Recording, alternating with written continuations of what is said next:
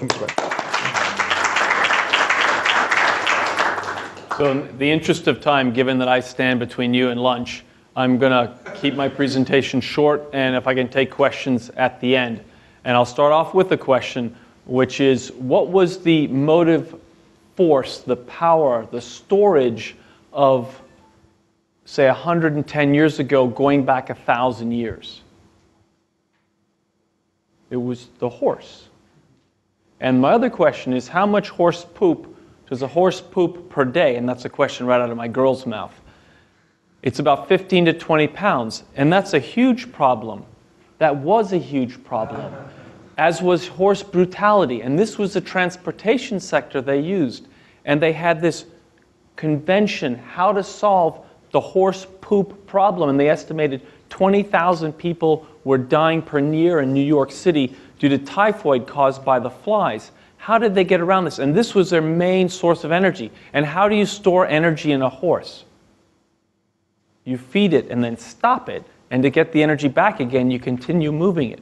This was the way goods were brought in and out of the city. And they didn't just bring the horses in and treat them gently until they got old and put them out to pasture. They burned through them. Just like we optimize a battery, we want to burn through it as quickly as possible. The SPCA was actually started not about brutality around dogs and cats, but around brutality to horses. And again, then you had dead horses to deal with as well. All these problems. Convention held 1889, 10 days long, urban planning, sort of like we're talking about here. 10 days, what to do about the horse problem. They gave up after 3 days and went home. What solved that horse problem? What innovation, what disruptive technology solved that problem? It was the automobile. And you know what? All those environmentalists, the tie-dye wearing guys of that time that David talked about earlier, were really happy because not only did oil solve the horse's agony, but it also saved the whales because we were using whale oil as kerosene. That was a displacement for kerosene. So all those other people, which of course we're not in our hearts. I mean, we all love Yosemite, right? But anyway, 1900, 4,000 cars sold. Less than 15 years later, 1/3 of a million. Does this sort of disruptive technology remind you something about cell phones in our own generation? Really? So here we are 110 years later. Don't we have another problem? And this one is related to that oil addiction. And this is the price of oil, $20 a barrel, 1995, up to, spiked 150 odd, down now to 80. And we're still in a recession, right? So if we're using roughly 20 million barrels per day, we import 60% of it, it's $80 a barrel. We're sending away about $1 billion per day. And that's going to other places, and they're building and using schools with that money. Except the problem is we don't particularly want to know what they're teaching at those schools. So there's multiple problems on that exportation, be it who you are, be it economic. I mean, that's $3 a day. How many people here pay taxes? Okay, exactly. I got some people here like multiple hands. Because there's a lot of people that aren't like my kids at that $3 a day. So I'm every day, $12 a day for me. Out the door it goes. My wife, my kids, out it goes. I don't know where everybody else sits, but I'd like to put the pile of money on the table right here for when we leave. Multiple problems with that 60%. What about the 40% that we make at home? Do we have a little problem there right now with our own drilling and our own internal production? Anyone been to these beautiful white sand beaches here? It's amazing, the white sand here. Now we're going to have to go on the beach. You may not see it in the sand, but you're going to have to wipe your hands off with benzene or something to get that petroleum off. To sort of put it in context, where we are right now in San Diego, this is how big that spill would be, that level of contamination. And we don't even know what the long-term effects are of this. So again, here we are again, 110 years later, with our long conferences about what do we do about the oil addiction for multiple reasons. And the solution is, and it's really simple, it's called the electric vehicle grin. The electric vehicle grin is what you get when you get into a real electric car, a fully functional 5-seater sedan that has more pep than the equivalent internal combustion engine. Because not only is this fun to drive, but there's no carbon, there's no oil, and there's multiple ways to generate the electricity to put in that vehicle. And you never ever have to smell gasoline again or go to a gas station. It's disruptive technology. So what makes this happen? Joe can talk hopefully some about this, the special sauce, because it's the lithium ions in the batteries. And we shouldn't call them lithium ion batteries because that seems to say we're going to run out of lithium because that's obviously the main ingredient in there. Like cherry pie, right? Isn't the main ingredient in cherry pie cherries? Well, it's actually cornstarch. Don't let anybody fool you. Same thing with the batteries. They're called lithium ion because that's a special sauce, but they're really carbon and aluminum from a weight-wise perspective. So don't get really worried about lithium being a rare earth or not being able to find it. We can get in North Carolina. We just found massive deposits in Afghanistan, of all places. It's amazing where we can get lithium out of, and even seawater, because we're going to go to desalination relatively, well, we're not going to, water, the next issue after oil, water, once we solve this one right here. So EVs are coming. That's the great news. We've got all these automobile manufacturers saying they're going to bring these cars to market. And it's not just the automobiles saying it. It's also banks saying that, and that these are going to come. And the fun part is, how many people here know about Tesla? How many people here have driven a Tesla? That is a big EV grin to drive that car. And the rest of the EVs, what I want to get across today anyways, they're not golf carts. They're fully functional vehicles. There's going to be SUVs, there's going to be small cars, there's going to be mid-sized cars. We will be able to adapt to this just like we adapted to having a little device strapped to ourselves almost 24/7 called the cell phone. So how does Better Place play in this market? What we do is we install the infrastructure to do what's called the level 2 charging, the simple 220, 240 charging in the wall. We put them in your home, we put them at your place of work, we put them in the middle spaces, but that's only therapy, but I'll talk more about that later. So you can enable the charging, because these vehicles, you're going from a 300, 400 mile range and having to go to the gas station every day or every week or however you have to go, to plugging it in at night. How many people here plug their phones in anyway at night? Every night pretty much. That's what you do with an electric vehicle. You come home, park it wherever you park it, and just simply plug it in. And that's where 80% of the charging is going to do. Then to make that extended range, to enable you to go those 100 miles, we have battery switch stations located along the highways and in the cities for the taxi fleets. So you just swap out the battery.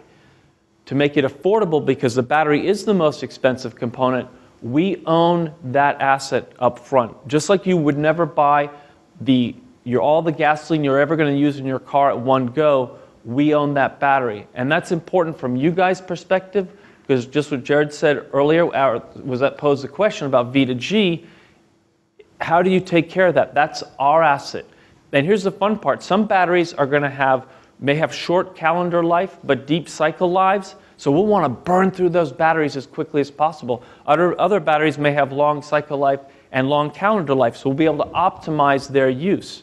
And because we own them, we'll be taking care of them and making sure that asset is fully utilized to drive down the price for everybody. So how do you pay for it? You buy the car without the battery, or lease the car just like you would normally do, and then you pay a subscription based on the number of miles that you want to drive, based on your driving patterns, just like we did with the old cell phone models, in terms of how many miles that you want to drive, and it's a monthly fee for the charge spot installation in your home, the electricity we pay for in your home, the electricity at the charge taken anywhere else out of the Better Place network.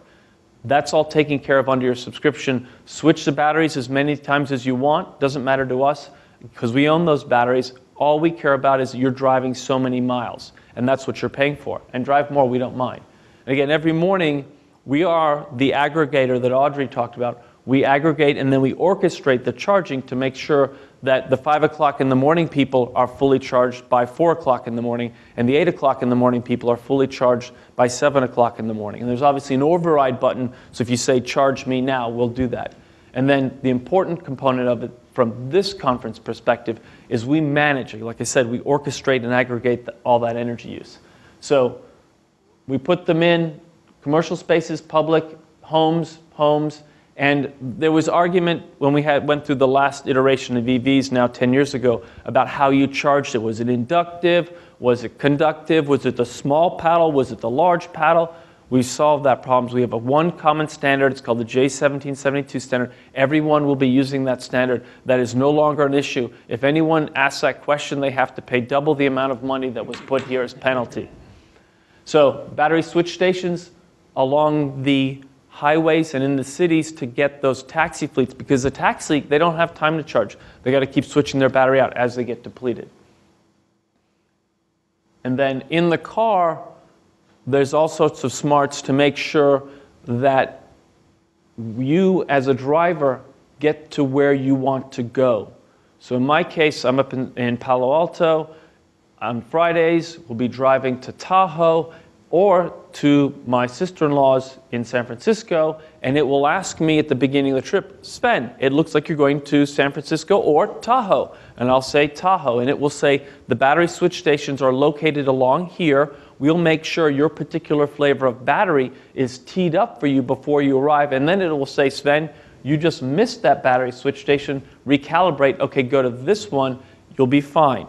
And then when you get, because I'm going to a different place now in Tahoe that it knows that I've informed it of. As a company, we started in 2007 with funding from Vantage Point. We started in our first country. We operated a country or region of time of Israel. Our second one was Denmark, 2 relatively small islands for 2 different reasons. We've already talked about Danish wind, completely true. That's why they want to go. Let's talk about, we're not talking about Israel national security. Third country was a little bit bigger of an island called Australia, and then California, and then we started running in terms of charge spots. What's important to me as an ex-EV guy is there was 5,000 EVs on the streets in California between 1999 and 2003. And if I was a big company that was putting out a product that I didn't really want to make, but people loved, I would have taken them away and crushed them too. If anyone knows what I'm talking about, all those EVs got squished. But we put in an order. We're going to enable 100,000 EVs to be moved into Denmark and Israel between 2012 and 2016, 20 times that of the original. And that's just the start.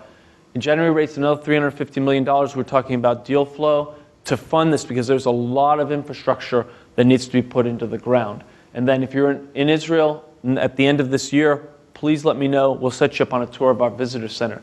Now, what's interesting, our first automobile partner is Renault, supplying these 5-seater Fluences vehicles for Europe and Israel and Denmark.